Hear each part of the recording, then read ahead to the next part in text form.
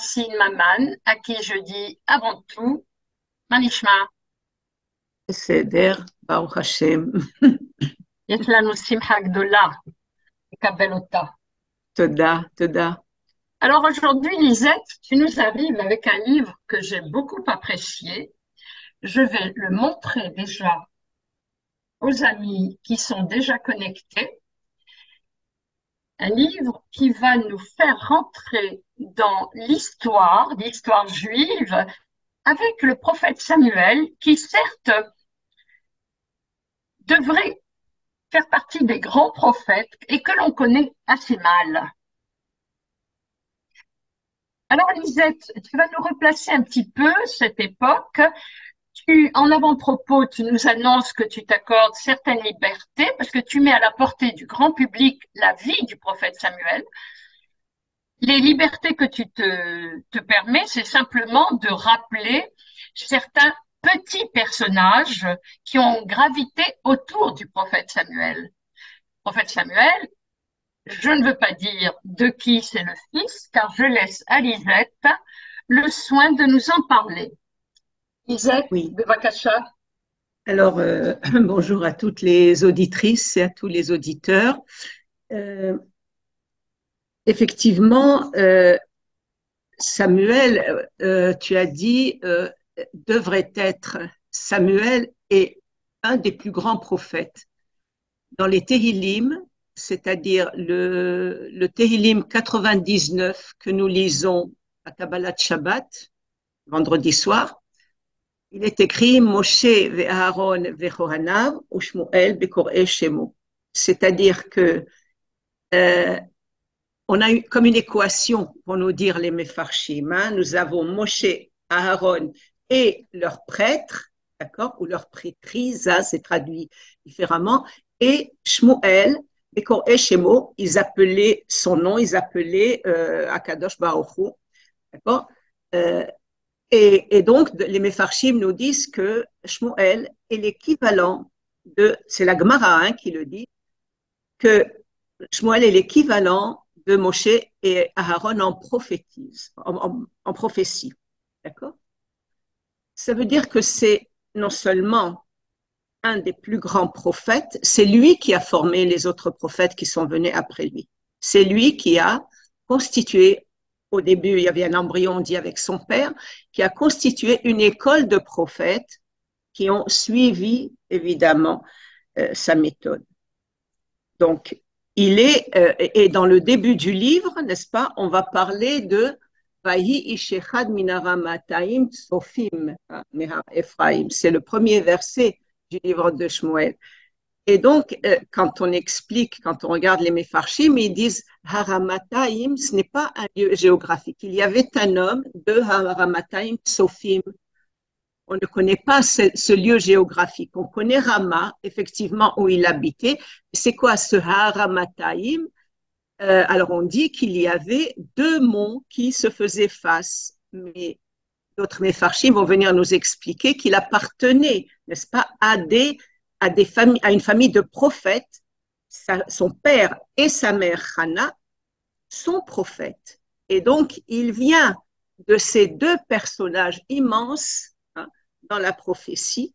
Et donc, lui va être le produit hein, de toute cette éducation, de toute cette génération. Et après, du choix que va faire Akadosh Baruch Hu pour le désigner comme prophète dès le plus jeune âge. D'accord. Donc, effectivement, on a l'habitude, n'est-ce pas, avec le Pentateuque, de ne parler que de la prophétie de Moshe, et pour cause, n'est-ce pas, Dieu s'adresse en permanence à Moshe.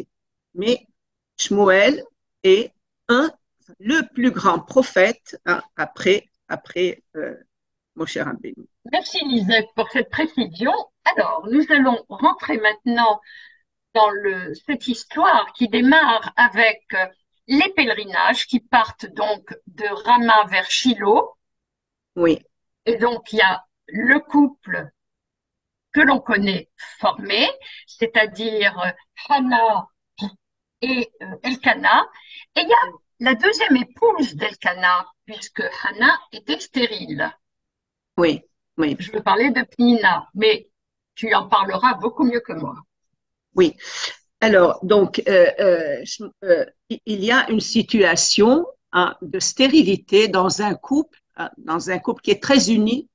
Je me demande, hein, je me suis demandé si lorsque le texte nous parle de Haramatayim Tsofim, hein, quand on regarde le Rashi, il dit que c'était deux monts qui se faisaient face.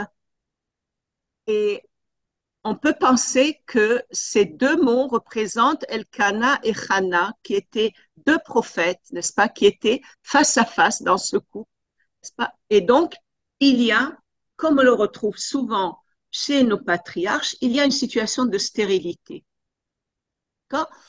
La halacha permet à un homme, n'est-ce pas, lorsqu'il y a eu au moins une dizaine d'années, hein, on l'a vu avec Sarah, de stérilité, de pouvoir prendre une autre femme pour avoir tout simplement des enfants.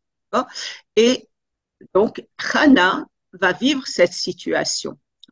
On dit que c'est elle qui aurait choisi Pénina, puisque ce remariage, hein, cette deuxième épouse ne peut rentrer dans la famille que si il y a l'accord de la première épouse. Donc, Hana a choisi Pénina, mais on peut déduire qu'elle a vécu des années d'abord d'extrême souffrance, puisqu'il n'y a pas de fruit de son union avec Elkana. Il y a comment dirais-je, il y a un amour immense, hein, le texte nous le dit, il y a un amour immense entre Elkana et Hana. Il y a un objectif commun, c'est un couple pratiquement idéal, mais il y a cette souffrance permanente et donc Hana va accepter, comme Sarah, de donner une seconde épouse à son mari pour que lui se construise. Hein. Sarah va dire, c'est-à-dire peut-être me construirai-je par la seconde épouse. Bon, Pénina va avoir plusieurs enfants et Hana va continuer, hein, puisque les Mefarshim vont nous parler de 10 enfants. Hein, Pénina a le temps de faire 10 enfants et Hana va continuer à souffrir quand même de cette situation. Pourquoi? Parce que Pénina a un comportement, disons, difficile, un petit peu agressif vis-à-vis de Hana. Donc, une situation qui nous rappelle celle des patriarches, d'accord? Et il y a, dans ce contexte particulier, il y a le Mishkan qui est à Shiloh et il faut continuer à faire les fêtes de pèlerinage parce que la situation géographique et la situation des Béné Israël à cette époque-là, à l'époque des juges, est très difficile. Donc, les routes sont désertes, hein, nous dit le texte. On ne monte pas facilement aux fêtes de pèlerinage à Shiloh. Hein, le Mishkan, le sanctuaire est à Shiloh. Et donc, c'est Elkana qui va, comment dirais-je, encourager les gens de la communauté du Porte et même de tout Eretz Israël à continuer les fêtes de pèlerinage, à monter au sanctuaire malgré la situation difficile parce que les Philistins les attaquent en permanence. D'accord? Donc, lors de ces fêtes de Shiloh, il va se passer un événement qui va déclencher cette prière extraordinaire de Hana que nous connaissons. Et que nous adorons lire oui, voilà. à Rosh Hashanah. Alors justement, dans sa douleur, n'oublions pas que les enfants l'appellent Mère Hana, car elle a un sens éducatif et une fonction d'éducatrice des enfants de Pénina. Et dans cette douleur, elle décide un jour de monter toute seule, bravant les dangers à Shiloh. Alors, c'est un passage voilà. Alors, il y a tout ce cérémonial des sacrifices, ils sont en famille. Elkana va donner à Hana une double part de sacrifice, d'accord? Mais Pénina ne voit pas ça d'un bon œil, n'est-ce pas? Elle ne comprend pas qu'après 10 enfants, elle ne soit pas la première, qu'elle n'ait pas la première place. Entre parenthèses, nos commentateurs vont nous dire que Pénina va piquer très souvent Hana au sujet de sa stérilité. Rachi va nous rapporter même des paroles extrêmement précises où elle va lui dire ah, aujourd'hui il y avait marché et j'ai acheté des habits pour les enfants. Tu n'en as pas acheté, toi? Et d'autres et d'autres et d'autres, n'est-ce pas? D'autres piquent en permanence. Et Hana est dans une situation insupportable. Elle ne peut pas consommer le sacrifice qui est une loi, n'est-ce pas? Ils sont montés au Mishkan pour le sacrifice des fêtes et elle n'arrive pas à consommer son sacrifice. Et à ce moment-là, il y a une, comment dirais-je, une saturation de souffrance et elle décide, on est Rosh Hashanah, on est le jour de Rosh Hashanah, et elle décide de monter seule au Mishkan. C'est l'après-midi, c'est-à-dire que c'est après les sacrifices du matin qui ont eu lieu, qui ont occupé toute la matinée, qui ont occupé les Kohanim, les Lévim, etc. Les femmes en général sont dans une cour derrière à part, n'ont pas accès vraiment à l'intérieur et donc elle va monter seule. Dans le sanctuaire, il n'y a personne. Ali, qui est le prophète, le juge aussi à ce moment-là, est en train de somnoler après son travail du matin, après la consommation des sacrifices. Il somnole, il ne la voit pas passer. Et puis soudain, lorsqu'il ouvre les yeux, il trouve une femme en train de parler toute seule avec une attitude un petit peu surprenante. Hana a forcé les portes, en quelque sorte. Elle se dit, je n'ai plus qu'une solution. Elle va s'adresser à Dieu dans une prière extrêmement audacieuse. C'est une prière qui sort du très fond de sa souffrance, et qui contient une audace incroyable. D'accord? Et alors, Ali va la prendre pour une ivrogne, c'est-à-dire tout le monde a fait un repas de fête, tout le monde a consommé de l'alcool, etc. Et Ali se dit, elle a certainement trop bu et elle vient s'épancher comme ça. Et donc, il va lui dire, il va s'adresser à elle d'une façon très presque violente. Il va dire, mais qu'est-ce que tu fais là? Va cuver ton vin ailleurs. Et Hana va lui dire, mais non, Seigneur, je ne suis pas une femme perverse, etc. C'est l'excès de ma souffrance qui m'a fait parler. Quand on examine cette prière de Hana, on est surpris par vraiment l'audace. C'est-à-dire elle va interpeller Dieu, mais elle va l'interpeller sur d'abord sa situation. Elle lui dit, si je suis un être humain et pas un être céleste, hein, parce que tu as des armées célestes et tu as des êtres humains qui te servent, à qui tu donnes des enfants en permanence. Dans tout ce monde-là, tu n'as pas trouvé un seul enfant à me donner.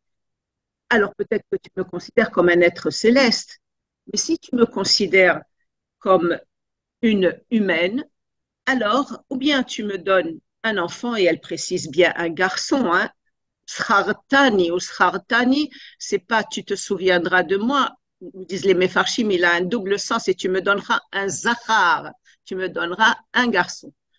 Et donc elle va lui dire, sinon, eh bien tu ne me laisses plus que le choix de faire ce que toi tu m'aurais autorisé à faire, c'est-à-dire me mettre en situation difficile, d'accord, c'est-à-dire inciter la jalousie de mon mari, qu'il me mène près du Cohen et que euh, le Cohen ayant jugé que j'étais une femme pure et juste, à ce moment-là, je pourrais recevoir la bénédiction et ta promesse de donner un enfant mâle aux femmes qui sont injustement accusées d'adultère. Donc, c'est vraiment beaucoup d'audace. Tout ça, ce sont les Mefarshim qui nous les expliquent à travers les mots de la prière de Hana. Donc, on voit qu'il y a bien sûr cette extrême souffrance, mais il y a aussi une audace et puis une façon de cibler vraiment les arguments. Alors, il y a deux prières de Hana. Il y a la prière qui va déclencher, d'accord, la grossesse, et il y a la prière de remerciement 3 ans après, lorsqu'elle va déposer Shmuel au Mishkan. D'accord? Voilà. Oui, parce que en fait, elle s'engage à faire de son fils, donc de Shmuel, qui sera très vite en gestation, un nazir. Oui, oui, oui. C'est-à-dire qu'elle promet, elle fait le vœu. Non seulement, bien sûr, elle interpelle Akadosh Baruch Hu, non seulement elle lui dit si tu me donnes, ok, sinon je, mais aussi cet enfant que tu me donneras, je fais le vœu de te le consacrer, c'est-à-dire d'en faire un nazir. Là aussi, c'est énormément de courage, d'audace, parce que on ne fait pas le vœu de faire quelqu'un d'autre nazir. Un nazir, c'est quelqu'un qui fait lui-même le vœu de s'engager. Et c'est quelqu'un, le nazir, c'est quelqu'un qui fait un vœu pour un temps limité. Par exemple, il est nazir 6 mois, un an, etc. Et c'est une situation qui n'est pas tellement positive, hein, aux yeux de Kadosh Baruch Hu, puisque le nazir doit apporter un sacrifice, un korban, lorsqu'il a fini sa nésiroute, d'accord? Mais là, elle veut en faire un nazir permanent, perpétuel. Et ça aussi, c'est une grande question, n'est-ce pas? Et c'est C'est beaucoup de... très audacieux. Oui, Alors, justement, on va revenir à la situation des enfants, donc des demi-frères et sœurs de Shmuel, car Hannah les a élevés, mais il y a, depuis la naissance, après la naissance de Shmuel, il y a un revirement, c'est-à-dire qu'on assiste petit à petit à une hécatombe autour de Pnina. oui, c'est un petit peu incompréhensible pour nous. C'est une situation extrêmement difficile pour Penina, évidemment, pour Elkana, Et évidemment, y mais compris pour pour Hannah, Hannah. mais bien sûr, parce que pendant ces années, n'est-ce pas, où Penina mettait au monde des enfants, il faut savoir comment vivaient aussi ces couples bibliques un petit peu, c'est-à-dire que tout le monde était dans la même maison, et donc finalement, Hannah va prendre la place d'une deuxième mère. D'accord? Donc, elle élève également ses enfants avec Pénina. On est dans la D'ailleurs, même maison. il appelait Oui, Hannah. oui, ce sont les déductions, hein, qu'on Oui, peut faire. oui, Ça n'est oui. pas écrit dans le texte. Toute cette période, c'est-à-dire depuis la montée à Shiloh jusqu'à comment dirais-je, bien après la naissance de Shmuel, c'est-à-dire lorsqu'elle va le consacrer, c'est un chapitre seulement dans le livre de Samuel. Il a fallu que je fasse un petit peu, que je mette en place la situation géographique, historique, etc., la situation aussi familiale qu'on déduit des Mefarshim, d'accord, pour faire comprendre. Moi, dans mon livre, évidemment, ça s'étale sur plusieurs pages. Hein. Et donc, euh, la, la, on dirait que malgré ce que vont nous dire les Mefarshim, c'est-à-dire que Pénina faisait ça, on dit les Shem Shamaim, c'est-à-dire qu'elle voulait inciter Hannah à prier, à aller au-delà d'elle-même et faire une prière qui vraiment déchire les cieux. Et elle y est arrivée, disons que Hannah, elle l'a Oui. poussée à bout, Hannah. Mais d'un autre côté, peut-être qu'elle avait été un peu trop loin, peut-être que on ne sait jamais, hein, vous savez, on fait des actions, mais on ne sait pas comment Akadosh Baruch Hu prend ça. Il semble que ça n'était pas tout à fait ce qu'elle devait faire. Et donc, à chaque fois que, malheureusement, Hannah va mettre un enfant au monde, hein, on va expliquer que Hannah va avoir aussi d'autres enfants, Pénina va en enterrer. Et donc, c'est une situation dramatique, terrible, terrible, terrible. Hein. Et d'ailleurs, C'est un là, livre. Hannah a une idée extraordinaire. Elle va voir Elkanah et elle lui propose de Oui, racheter, en quelque sorte, au moins oui. 2 des enfants, ceux qui restent vivants, Alors, c'est-à-dire Oshra. ce n'est pas dans le texte, hein, ce n'est Non, pas non, dans le ça, je texte, ce pense sont, que voilà, euh, euh, euh, on, on va nous dire, n'est-ce pas, que euh, le texte est pris dans la prière de Hannah. C'est-à-dire cette idée-là, elle est prise dans la prière de Hannah. Lorsqu'elle va remercier Akadosh Baruch Hu pour la naissance de Shmuel, elle va dire elle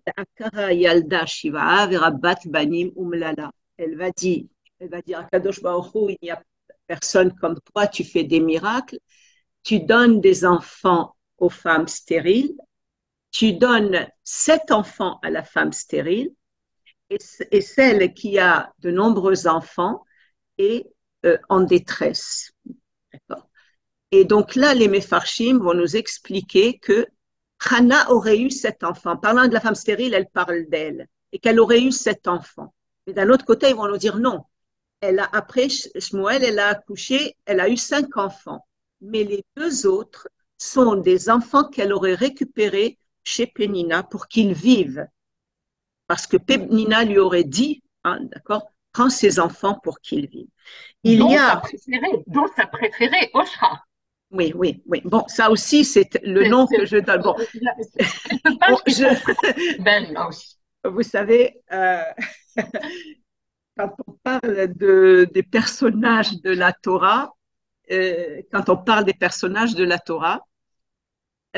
crois qu'on ne sait pas de qui on parle. Ce sont des symboles ou des personnages tellement importants qu'on ne sait pas. Il faut une dose comment dirais-je, presque de naïveté ou d'inconscience pour parler des personnages de la Torah.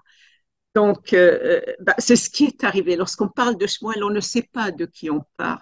C'est un niveau. Mais nous sommes obligés pour comprendre, pour mettre en situation, n'est-ce pas? Nous sommes obligés de tout à fait. revenir terre à terre. Oui. Si tu permets, donc, Hannah décide de confier son enfant, donc son premier, oui, au prophète Élie. Excusez-moi, 2 secondes. Oui. Oui. Oui.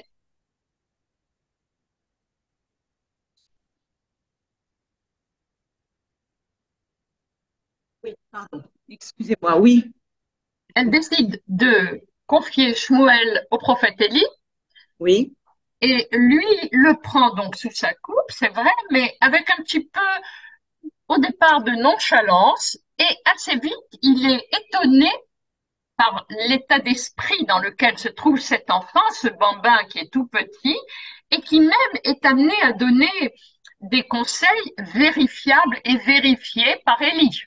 Oui, alors ça encore, ce sont les Mefarshim, bien sûr, parce que… Qui nous amènent beaucoup de connaissances, en fait. Hannah va décider, n'est-ce pas, qu'elle va déposer cet enfant chez Élie. Il faut imaginer, c'est un vieillard, hein, c'est un prêtre, c'est un Cohen, c'est un juge, et il est déjà, n'est-ce pas, il y a déjà énormément de monde autour de lui. Il a de grands enfants qui tiennent ce Mishkan, d'accord, qui s'occupe de ce Mishkan. On vient et on lui dépose. On lui dit, cet enfant, lui dit Hannah, cet enfant, je l'ai emprunté à Dieu. Kimin Hashem she'iltiv, c'est-à-dire, je l'ai demandé à Dieu. Et donc, fais attention à lui. Je te le dépose et là, il se trouve, il faut imaginer, hein, Élie qui regarde, n'est-ce pas, cet enfant qui lui tombe dessus comme ça, qu'est-ce qu'il va en faire? Il a 3 ans, hein, nous dit le texte. Et donc, on ne peut pas dire qu'il est, je veux dire, qu'il jubile, hein, de recevoir cette charge supplémentaire. Il se trouve, hein, toujours nous disent les Mefarshim, que lorsque Hannah vient présenter le sacrifice, alors il y a beaucoup de retard, n'est-ce pas? Ça agace tout le monde. Il faut dire qu'il y a plein de choses à faire dans le Mishkan. Et Élie va dire, bon, ben, on attend le Cohen. On ne peut pas faire le sacrifice parce qu'on attend le Cohen. Et il y a une petite voix qui s'élève et qui dit, mais pour ce sacrifice, on n'a pas besoin d'un Cohen. Un Israël suffit. Et donc, Élie se retourne et voit que ça vient de…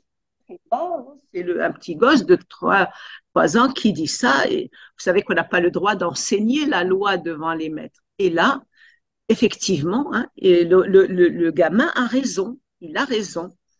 Et donc, il est interloqué, mais il ne le punit pas, etc. Et il va accepter cette charge. il s'est rendu compte déjà, n'est-ce pas, que c'est la personne qui avait prié, qui l'avait prise pour une ivrogne, qui vient donner, n'est-ce pas, offrir un sacrifice et qui lui dépose cet enfant parce qu'il est particulier. D'accord? Bon, donc il va le former et on va voir ce lien se tisser au fur et à mesure entre Élie et Shmuel, n'est-ce pas, jusqu'au moment où il a 13 ans, Akadosh Baruch Hu va s'adresser à lui et Élie va être témoin de cette, si vous voulez, de ce déplacement hein, de la prophétie sur Shmuel 2. La prophétie que jusque-là, il a reçue lui et qui va, n'est-ce pas, être donnée à Shmuel, qui va prendre le relais de Ali. Il prend le relais de Ali. Sans oublier qu'Elkana lui-même avait été prévenu la Oui, veille aussi. oui, oui. Enfin bon, ça c'est ce que je dis c'est très moi, beau, mais je pense que ce sont par les les Mefarshim. Mefarshim, c'est Voilà. par les Mefarshim qu'on apprend. On apprend non seulement que Elkana avait été plus ou moins avait vu, n'est-ce pas, mais que déjà avant la naissance de Shmuel, les textes nous disent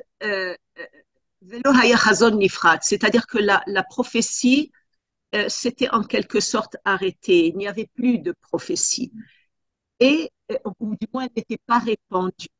En revanche, on savait qu'il y allait avoir quelqu'un de très grand qui allait naître en Israël et qui allait s'appeler Shmuel. Ça, c'est sur les Mefarshim encore qui nous le dit. C'est pour ça que c'est une source incroyable, hein, les Mefarshim de renseignements. Et donc, beaucoup de femmes qui accouchaient appelaient leur enfant Shmuel.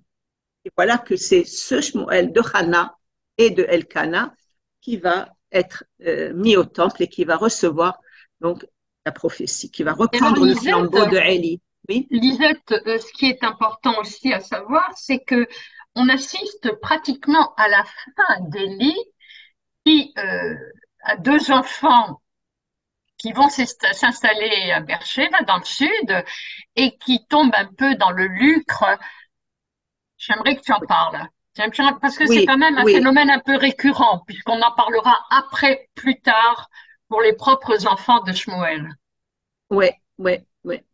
Alors, bon, c'est bien sûr un enseignement aussi pour les parents. Hein.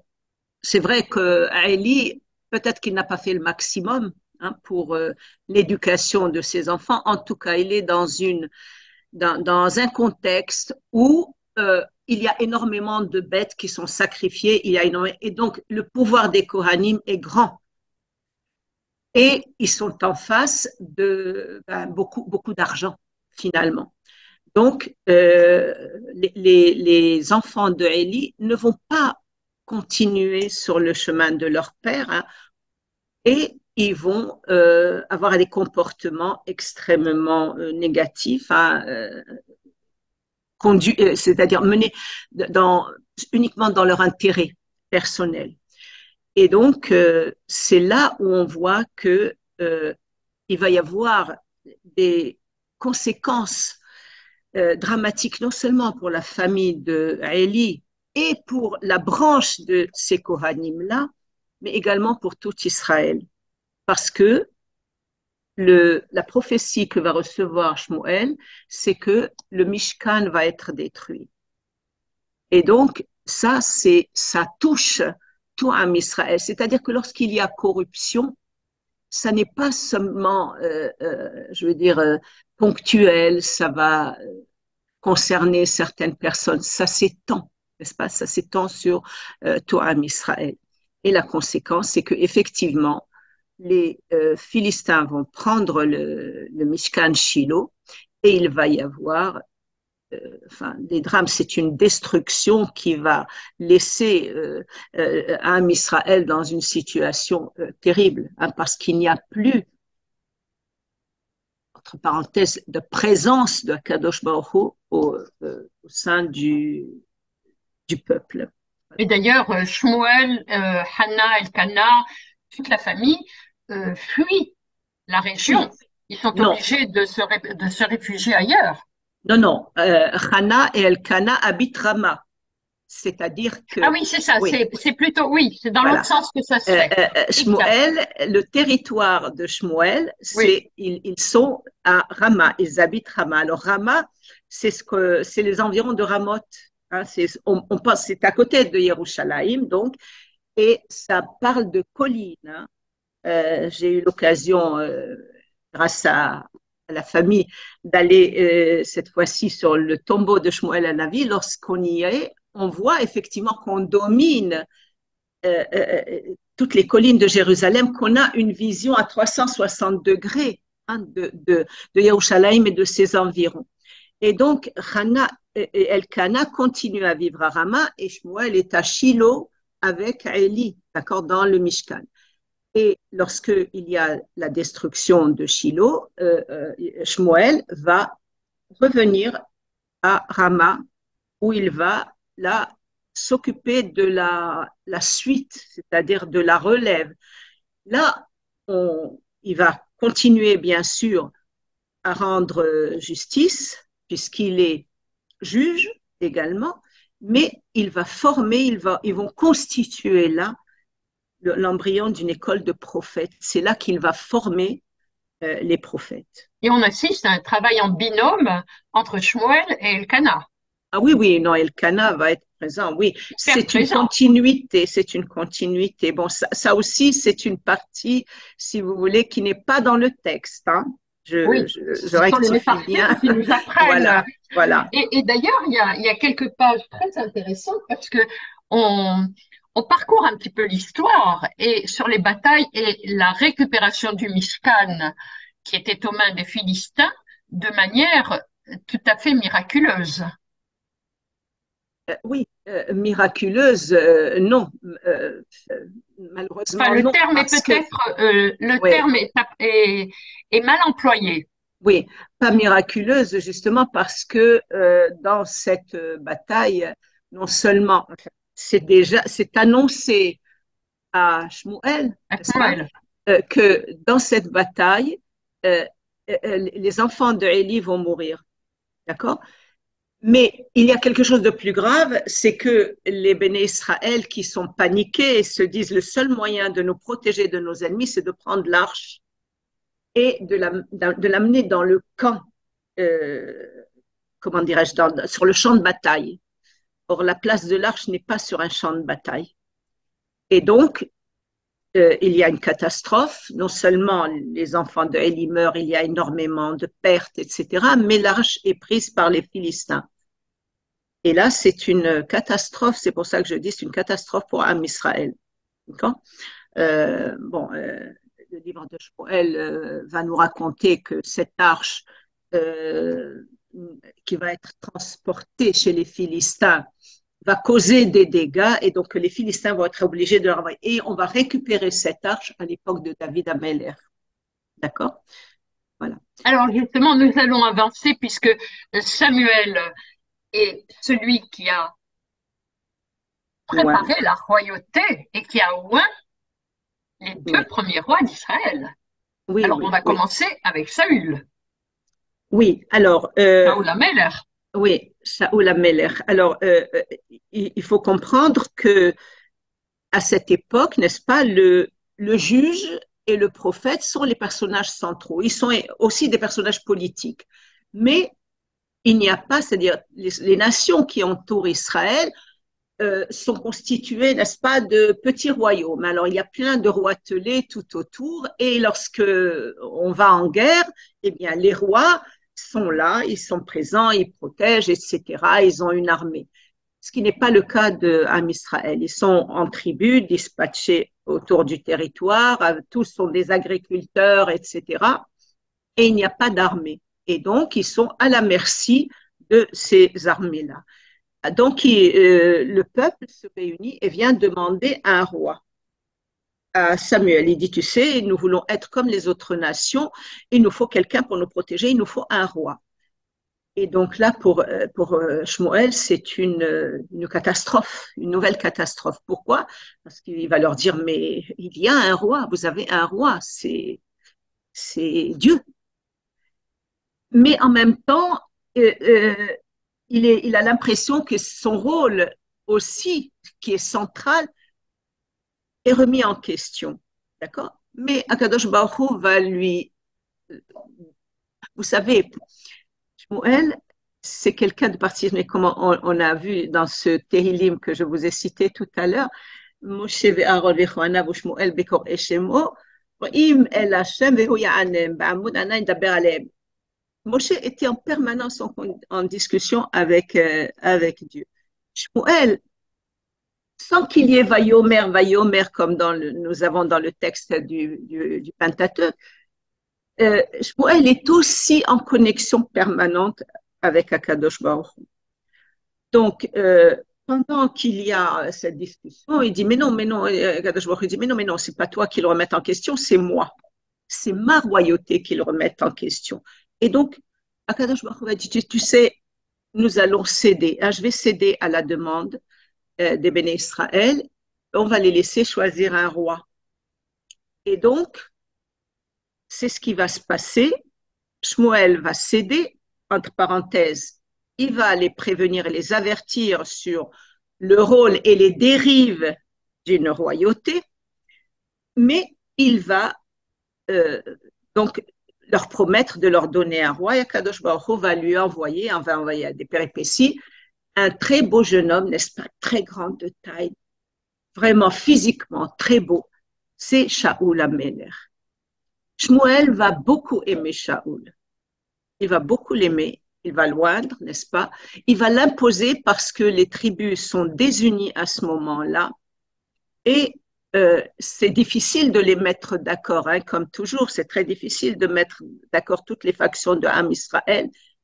Et finalement, n'est-ce pas, après des batailles, après des coups d'éclat, ils vont soutenir, n'est-ce pas, ils vont être d'accord pour Shaoul. D'accord? Et Shaoul est quelqu'un de très discret, qui ne veut pas se mettre en avant, qui ne veut même pas finalement de cette royauté, n'est-ce pas, qui lui tombe dessus. Mais finalement, il va être accepté et aimé, et beaucoup aimé par Shmuel. Et alors, euh, obligatoirement, on va parler de la fin de Shaoul. Oui. Alors, justement, on connaît cette bataille où contre les Amalécites. Hein. Vous savez, Israël est entouré d'ennemis. Hein, d'accord, il y a surtout Amalek, il y a les Philistins, il y a les Moabites, il y a euh, Israël depuis son installation n'a pas cessé de mener des guerres. Hein, d'accord. Lorsqu'il y a une période de paix, on a dans le texte comme par exemple sous Déborah, mais le reste du temps, ce sont quand il ne faut pas affronter les Philistins, il faut affronter. Donc Shaoul va mener plusieurs guerres et notamment contre les Amalek. Hein. Et Dieu va lui donner ordre, par l'intermédiaire de Shmuel, n'est-ce pas, de décimer tout ce qui appartient à Amalek. Hein, parce qu'on connaît ce commandement qui est donné dans la Torah d'enrayer hein, Amalek. Mais Shaoul va laisser vivre le roi et va prendre les bêtes grasses du troupeau de Amalek pour les sacrifices, d'accord? Et Shmuel, Akadosh Baruch Hu va prévenir Shmuel et Shmuel va donc aller dans le camp et va voir Shaoul, il dit tu n'as pas accompli la parole de Dieu. Et Shaoul, de façon très innocemment, quoi. Il va lui dire, mais non, j'ai fait le travail. Il dit, mais qu'est-ce que j'entends là? J'entends des bêlements. Il dit, oui, ce sont des bêtes que nous avons prélevées pour le sacrifice. C'est le peuple qui voulait. Il dit, oui, mais tu as laissé vivre le roi. Il dit, oui, en fait, Shaoul a laissé vivre ce roi en attendant de voir ce qu'il allait en faire. On ne traite pas un roi comme on traite un soldat. Et donc, c'est considéré par Akadosh Baruch Hu comme une très grave faute, puisque on dit que Agag, le roi d'Amalek, a eu le temps d'avoir des rapports dans cette seule journée et de laisser des descendants qu'on nous citera plus tard, et Haman étant un descendant de Agag, n'est-ce pas? Haman ha-Agagi. Et donc, c'est considéré comme une très grave faute, mais Shaoul ne reconnaît pas cette faute-là. Et donc, on connaît cette scène où il va s'accrocher au manteau de Shmuel jusqu'à le déchirer. Et c'est un symbole. Shmuel va lui dire, tu sais, Dieu a déchiré ta royauté. Ce qu'il faut savoir, c'est que le texte va nous parler de euh, presque, enfin, c'est un mot moderne, Shmuel a énormément de mal à accepter cette déchéance de Shaoul. C'est-à-dire qu'il en souffre personnellement. Akadosh Baruch Hu va le consoler, il va dire ça suffit. Euh, Arrête de souffrir de cette perte de la royauté de Shaoul parce que tu vas oindre le suivant. Et le suivant est un jeune berger, Voilà, David. voilà. Bon, alors le suivant, c'est, euh, je disais tout à l'heure que Shmuel, euh, on a l'impression il est toujours en discussion avec, avec le créateur du monde. Parce que Dieu va lui dire, écoute, il y a un enfant, lève-toi, il va lui dire, lève-toi de ta, entre guillemets, de ta déprime, hein, et tu vas aller du côté de Ben Ishai, et tu vas voir, je vais t'indiquer euh, le nouveau roi. Il faut savoir que Shaoul est encore sur le trône, d'accord? C'est-à-dire que techniquement parlant, politiquement parlant, il est là. Et il a avec lui les tribus. Et donc, Shmuel va aller chez Ishaï. Ishaï a une grande famille. Il a, je crois que c'est 8 enfants, hein, 7 ans. Et il dit, où sont tes enfants? Shmuel va lui dire, où sont tes enfants?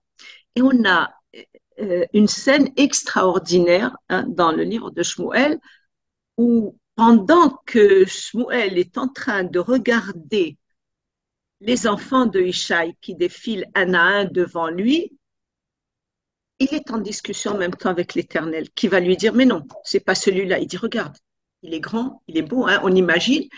Et il voit l'aîné, il est imposant, il a du charisme. Il dit, non, non, non, non, celui-là s'emporte trop facilement. Et le suivant, ah non, non, non, celui-ci et cela. Et puis, les 7 enfants passent et Dieu lui dit, mais non, c'est pas celui-là.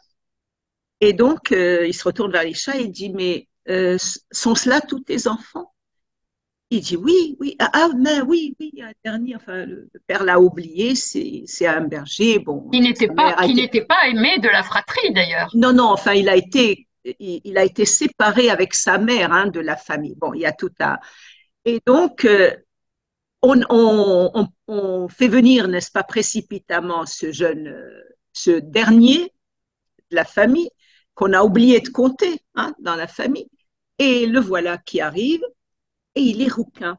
Et donc, on a aussi, n'est-ce pas, c'est extraordinaire ce passage-là, parce que Shmuel est étonné. Il dit, quoi, mais c'est un roux, n'est-ce pas, Admoni. Et Dieu lui dit, oui, mais tu es voyant, tu te dis voyant, parce qu'il avait répondu à Shaoul, je suis le voyant, Agnaroré, n'est-ce pas?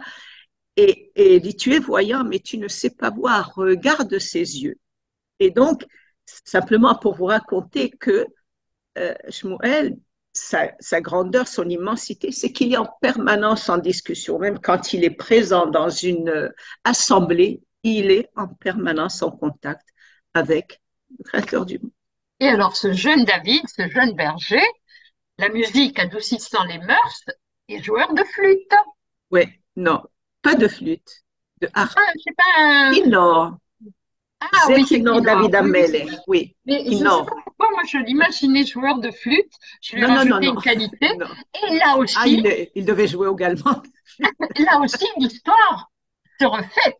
Parce que on voit se dérouler la royauté qui a été, donc David est oint par Shmuel, mais là aussi, on aborde la fin de David. C'est pas David qui va construire le Mishkan, le temple, c'est C'est Shlomo Ameler, c'est son Shlomo fils. Meller. D'accord. Alors, Non, il y a d'abord ces années de poursuite, n'est-ce pas, de Saoul. De Shaoul qui sont très Voilà, durs. après David, bien sûr.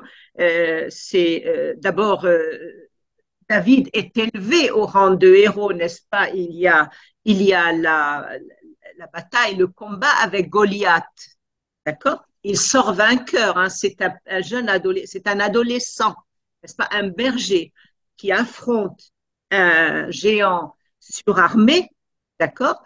Et qui finit par le vaincre à l'aide d'une fronde. Hein. On connaît très bien ce passage. Épisode. Et donc voilà, donc il va passer d'une situation de héros, hein, d'accord, il est chanté par tout Israël, à une situation de, on lui promet hein, en tant que héros la fille du roi, il va avoir une première déception parce que cette fille, ben, Shaoul va décider que finalement, non, il a été trop loin, n'est-ce pas, il ne la lui donnera pas, il donne pas Merav, et puis après, finalement, après d'autres exploits et après des conditions, il va épouser Michal, la fille de Shaoul, n'est-ce pas, la princesse, la première princesse, née princesse dans Am Israël.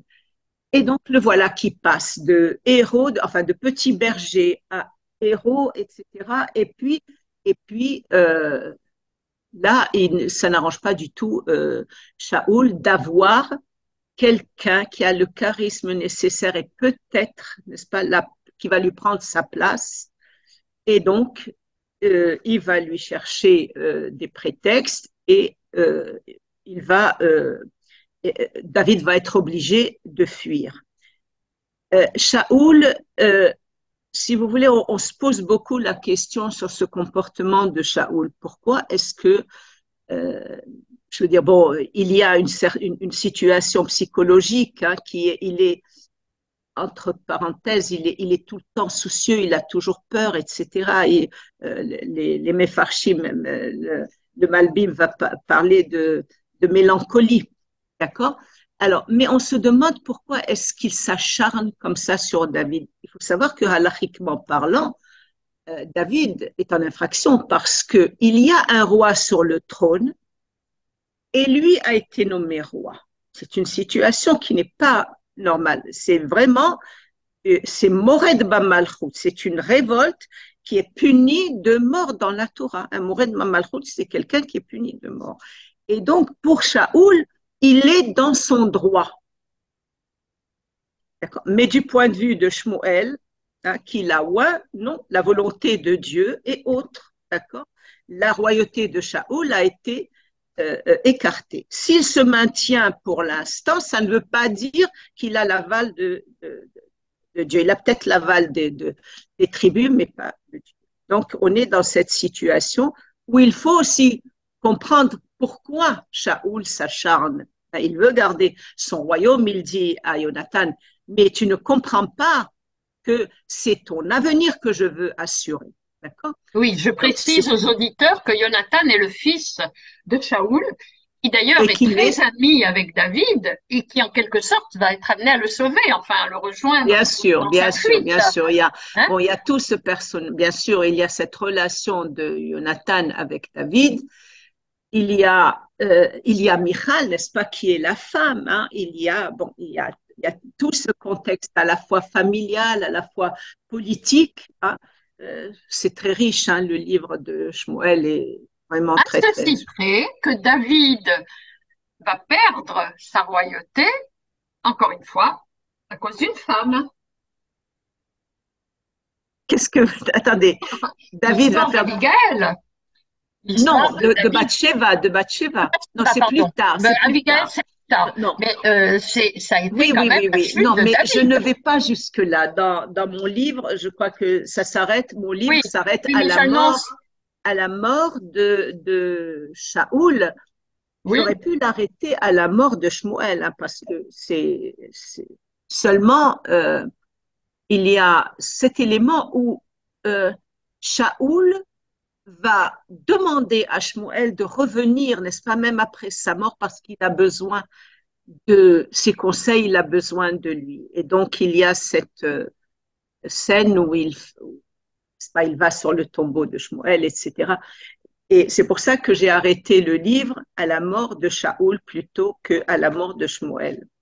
Alors, je voudrais Voilà. revenir quand même sur le déroulement, non pas historique, mais on découvre ces montées en pèlerinage, on vit avec les personnages. On a l'impression de gravir les collines quand ils montent de Rama à Shiloh, et c'est une grande richesse dans ton livre sur Samuel.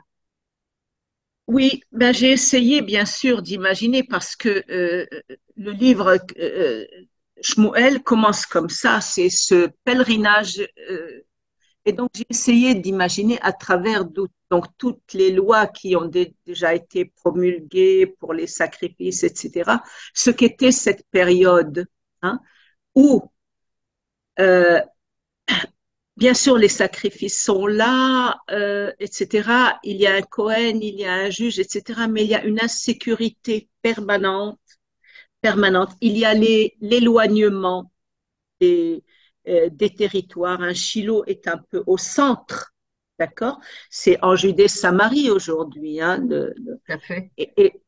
c'est au centre, mais on vient de partout.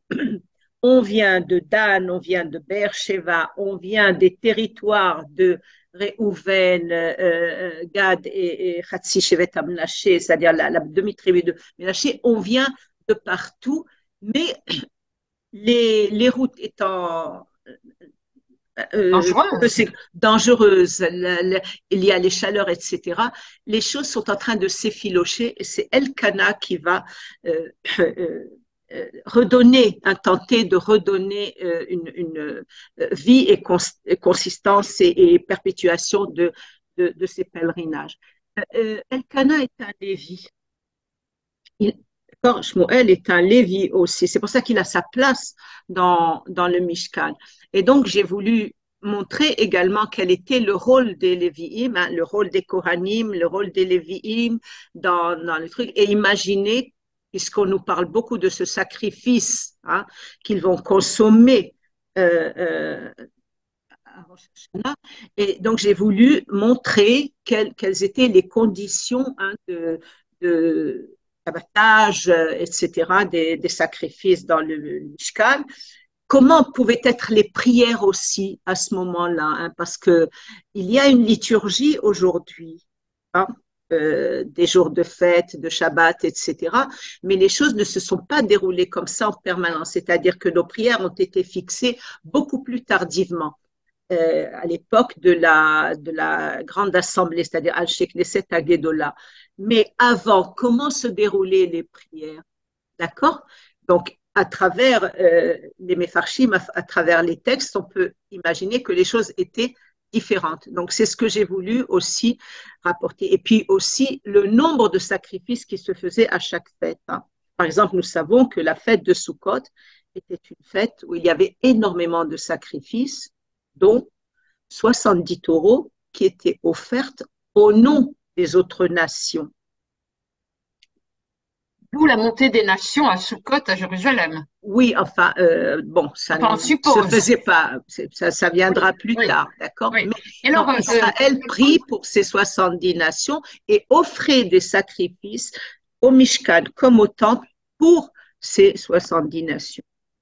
la grande richesse également de ton livre, Lisette, c'est que tu décris aussi dans le détail un peu le monde artisanal de l'époque via Hannah, qui chaque année file un manteau pour son fils, pour Shmuel. Ah oui, le manteau de Et Shmuel. on les voit tout à fait. Ce sont de très belles images.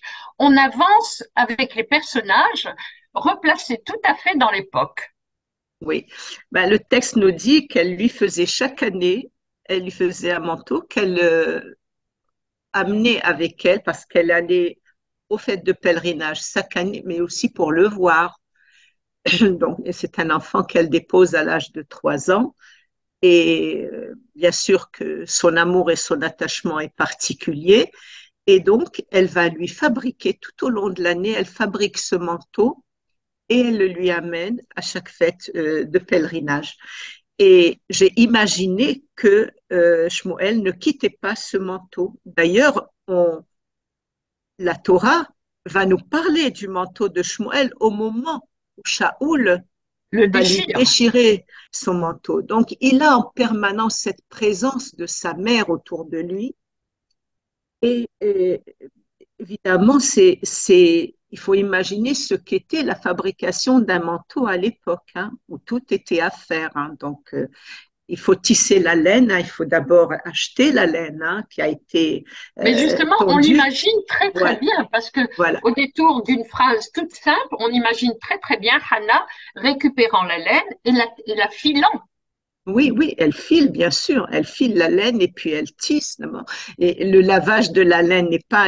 Moi, C'est pas chose hein, facile. je me Oui, souviens. Tu as parlé de mon livre, Les femmes sur les juives du femmes, la Maroc. saga des Oui, femmes.